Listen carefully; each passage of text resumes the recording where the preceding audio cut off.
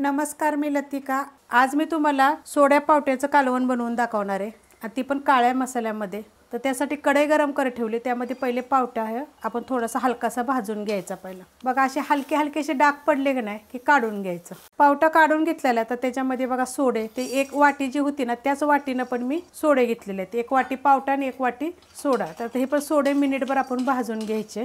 बघा अशा पद्धतीत भाजून घ्यायचं। आता हे मी काढून घेते। सोडे काढून घेतलेत बघा असे भाजलेले। तर ह्याच्यामध्ये गरम पाणी टाकायचं आणि ह्याला भिजून देऊया चांगलं आणि ह्याला स्वच्छ धुवून घ्यायचं। चोळून चोळून 2 ते 3 पाण्याने स्वच्छ धुवून घ्यायचं। पावट्याला बघा असे डाग पडस्तोवर पावटा भाजायचा, म्हणजे कालवण एक नंबर होतं। कढई गरम करत ठेवलेली आहे, त्यामध्ये तेल टाकून घेऊया। ह्याच्यामध्ये आपण पावटा आणि सोडे भाजले होते। 1 चमचा तेल टाकायचं आणि तेल चांगलं गरम होऊन द्यायचं। तेल गरम झालेलं आहे, त्याच्यामध्ये बघा थोडीसे जिरे टाकायचे, अर्धा चमचा आहे छोटा कढीपत्ता आणि एक बारीक आपल्याला कांदा। कांदा थोडा जास्त घालायचा म्हणजे चव छान येते। आणि कांदा आपण चांगला भाजून घेऊया।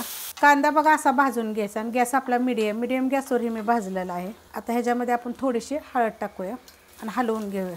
आता ह्याच्यामध्ये 2 चिमूट बघा हिंग पावडर घेतलेली आहे आणि ह्याच्यामध्ये बघा आलं, लसूण आणि थोडंसं सुक्कं खोबरं आहे। हे सगळं मी कुटून घेतलेलं आहे। 1 गड्डी लसूण आहे, अर्धा इंच आलं आहे आणि एकदम थोडंसं सुक्कं खोबरं आहे। आता हे सगळं मिनिटभर परतून घेऊया आपण। मिनिटभर परतून घेतलेलं आहे। आता ह्याच्यामध्ये एकदम बारीक कापून घेतले बघा 1 टमाटा आहे, ते टाकायचं आणि हे पण आपण ह्याच्यासंग 1 मिनिटभर परतून घ्यायचं।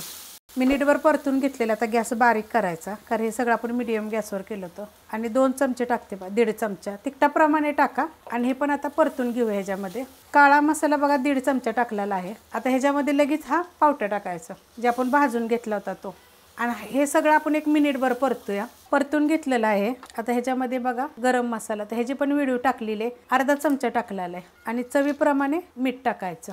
मीठ कमीच टाकायचं कारण सोड्याला पण असतं। सोडे कधी पण 2 ते 3 पाण्याने स्वच्छ धुवून घ्यायचे। तर बघा मी एकदम स्वच्छ धुतलेले आहेत, खाली बघा पाणी एकदम आहे आणि असे वरचे घ्यायचे, जर काय असेल खडे रेती तर ते खाली राहते। आता हे पण आपण मीडियम गॅस करते आणि 2 मिनिट परतून घेते ह्याच मसाल्यामध्ये। मिनिटभर बघा परतून घेतलेलं आहे। आता ह्याच्यामध्ये मी पाणी टाकते, तुम्हाला किती पाहिजे त्याप्रमाणे पाणी टाकायचं। हे जे पाणी टाकले आहे ना कोमट पाणी आहे।